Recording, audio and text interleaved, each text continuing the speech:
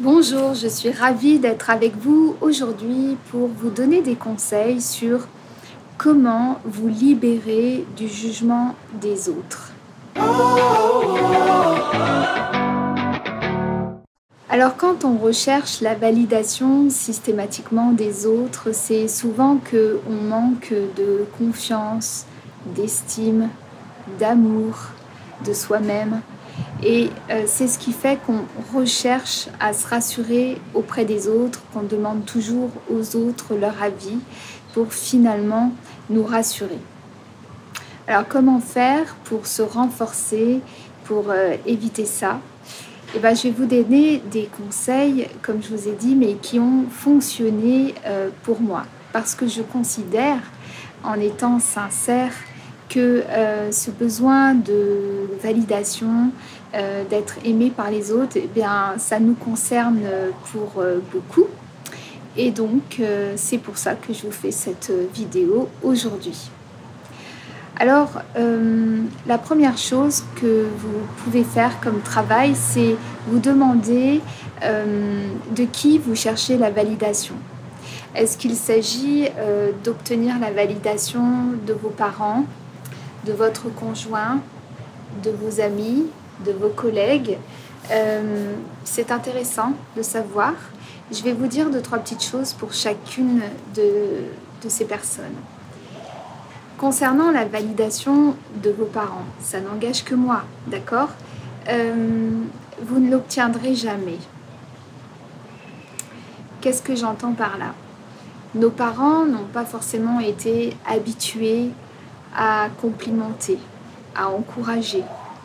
On a parfois des parents qui ont été élevés un petit peu à la dure, qui ont eu une histoire d'immigration, de pauvreté,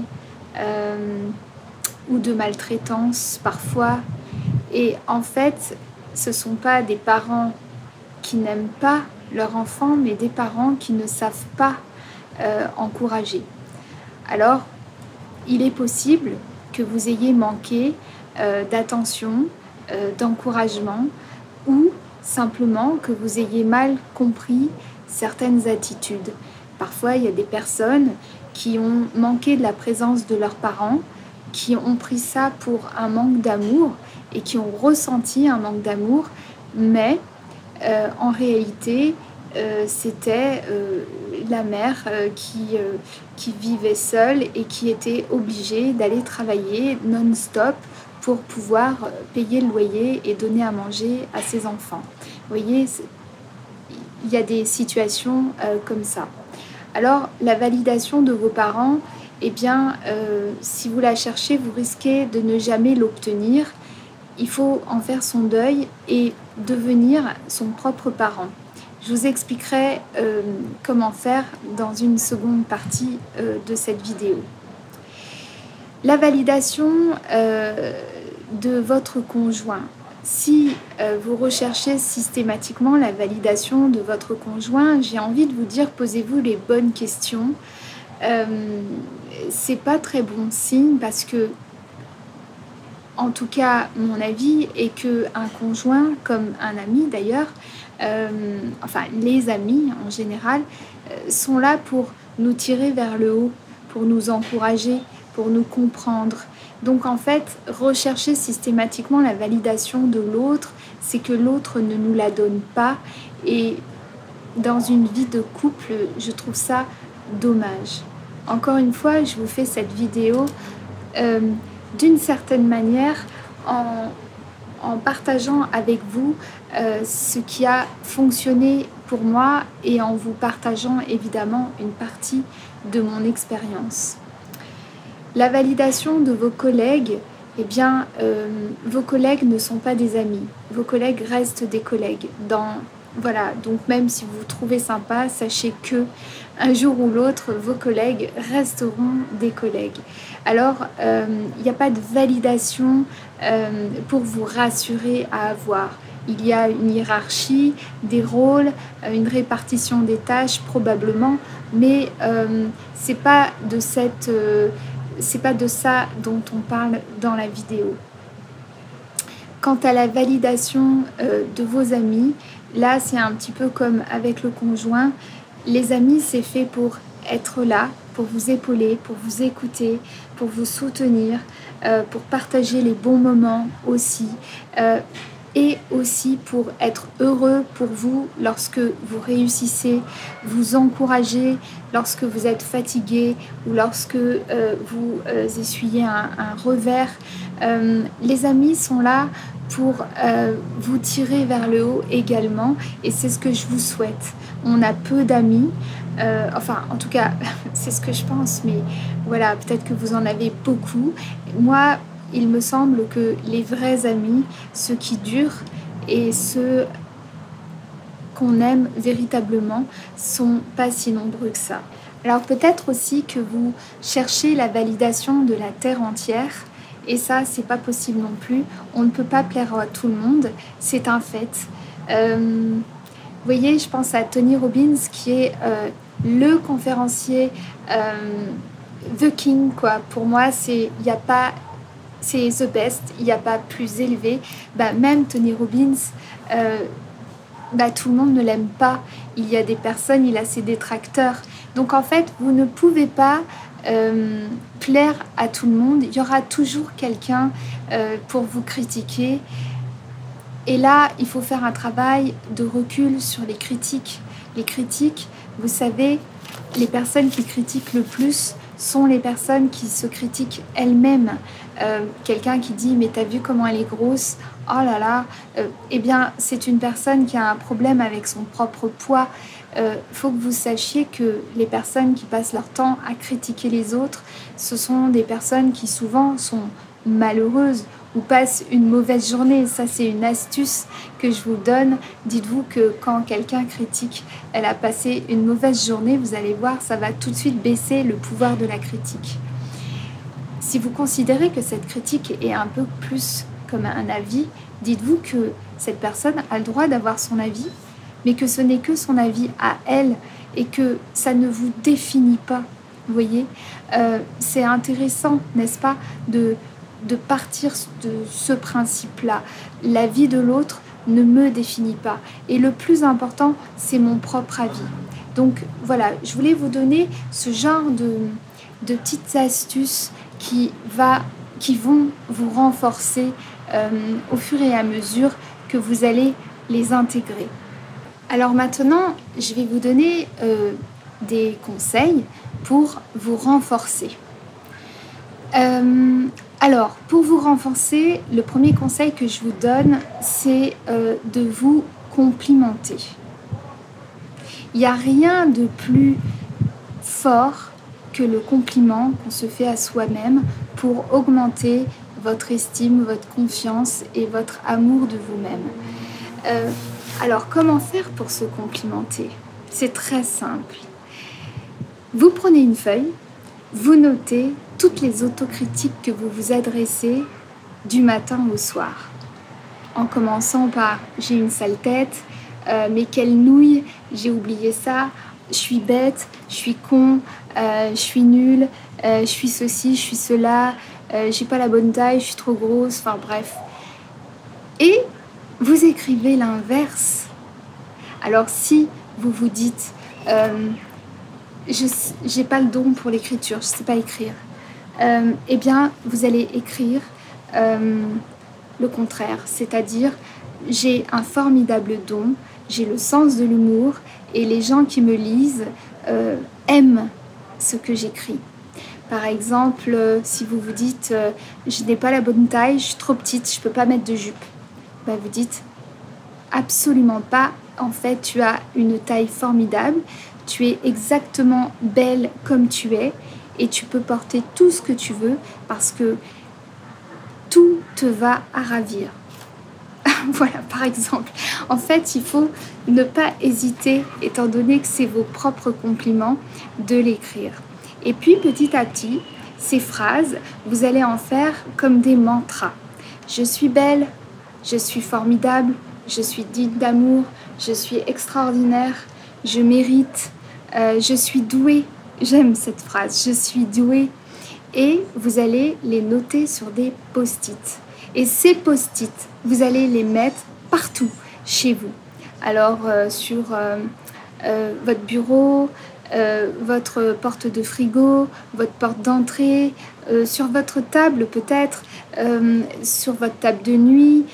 Vous pouvez noter même c'est une phrase sur votre téléphone portable, même créer une alerte sur votre téléphone portable à 8 heures du matin, à 8 heures du soir, et vous écrivez « Je suis formidable ». Voilà, par exemple. En fait, il faut que vous soyez inondé de messages positifs que vous allez vous obliger à lire à voix haute. Croyez-moi, je l'ai fait. En fait, je rigole parce que je l'ai fait, je suis en train de le faire et en fait, je rigole moi-même maintenant quand je passe devant les post-it parce que finalement, c'est amusant et au final, on finit par en prendre l'habitude et on n'a plus besoin des post-it pour se complimenter et ça fait énormément de bien au moral tout simplement et donc finalement à l'estime et à la confiance en soi. Ce que vous devez également faire ensuite, c'est une autre astuce qui peut être faite en même temps, c'est de vous répéter toujours cette phrase qui vient directement d'un conseil de Marissa Peer. Je vous en ai déjà parlé, c'est une américaine que vous pouvez trouver sur YouTube. Peer, ça s'écrit P-E-E-R. Elle est vraiment assez exceptionnelle et elle a une phrase, un mantra qui est « ce que je suis suffit ». Elle explique que souvent, lorsque on a des failles, eh bien, c'est parce qu'on a l'impression qu'on n'est pas suffisamment, on n'est pas suffisant. Alors, on n'est pas suffisamment grand, pas suffisamment diplômé, pas suffisamment mince, pas suffisamment intelligent, blablabla, blablabla. Eh bien, vous allez vous répéter « ce que je suis suffit ». C'est une phrase très puissante. Si vous l'adoptez, écrivez-la partout. En fait, ce que vous devez faire, c'est vous forcer à lire tous ces messages. Ça peut être des cadres, ça peut être des dessins, vous pouvez l'écrire sur un tableau, vous pouvez, comme je vous l'ai dit, l'écrire sur une alerte de téléphone, sur l'iPad. En fait, je vous donne des idées, hein. Ça peut être écrire sur un miroir avec du rouge à lèvres. L'idée, c'est que ça vous inonde la tête, j'allais dire le cerveau, parce que justement, votre cerveau va finir par y croire. Et ce qui est formidable avec la phrase « ce que je suis suffit », c'est qu'en fait, votre cerveau ne peut pas le contredire. Si vous dites j'ai la bonne taille, je suis mince », mais qu'en réalité, vous ne l'êtes pas vraiment, eh bien, en fait, il est possible que vous répétez « je suis mince » et votre cerveau va dire « ah non, pas complètement ». Alors que quand vous écrivez « ce que je suis suffit », eh bien là, c'est impossible de contredire cette phrase. Et apparemment, le cerveau finit par croire ce que vous lui dites parce qu'au final, le cerveau ne fait pas la différence entre le réel et l'imaginaire. Et quand vous dites ce que je suis suffit, même si au départ, c'est une phrase que je vous impose, que je vous conseille, mais que je vous propose, eh bien, votre cerveau va dire « ah, ok, d'accord, ce que je suis suffit. Bon, d'accord, je suis suffisante, donc j'ai pas besoin d'en faire plus. J'ai pas besoin de la validation des autres. » Vous voyez où je veux en venir? Donc voilà, c'était vraiment ça que j'avais envie de vous transmettre. Évidemment, je voudrais aussi vous dire autre chose. Enfin, évidemment. Pour vous renforcer, vous savez, vous devez faire attention à votre posture. Vous devez vous rendre compte de comment vous vous tenez. Sachez qu'il y a un lien étroit entre votre cerveau, votre état d'esprit et votre façon de vous tenir. Il y a une connexion corps-cerveau indissociable. Et on a pensé pendant longtemps que ça n'allait que dans un sens, c'est-à-dire que l'émotion créait le mouvement. Mais il y a des recherches qui ont été réalisées par une autre américaine, une autre femme, qui s'appelle Amy Cuddy.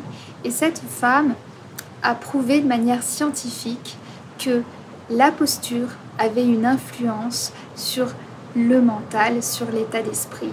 Et que si vous souhaitez renforcer votre confiance, vous pouvez le faire en adoptant jour après jour les postures de confiance. Donc, vous pouvez adopter un langage corporel de confiance et j'ai fait une vidéo à ce sujet, je vous invite à la regarder. Tout ce qui va vous permettre de vous redresser, de prendre de la place, de prendre de l'ampleur et de prendre de la hauteur, regardez la vidéo, va vous aider à vous sentir mieux.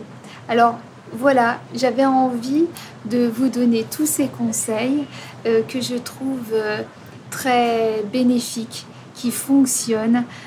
Encore faut-il faire ce petit travail, mais franchement c'est un tout petit travail. Alors mettez-moi en commentaire s'il vous plaît toutes vos astuces, tout ce que vous avez expérimenté qui permettent de renforcer la confiance. Dites-moi si vous adoptez mes conseils, si vous avez des résultats. Échangez avec moi, j'aurai toujours plaisir à vous lire. Je vous remercie pour votre fidélité et n'oubliez pas de vous abonner à ma chaîne si ce n'est pas déjà fait. Histoire de recevoir votre vidéo chaque semaine, vous aurez comme ça une petite alerte qui vous dira que je vous ai publié et adressé une nouvelle vidéo. Voilà, je vous remercie, je vous dis à très bientôt. Au revoir.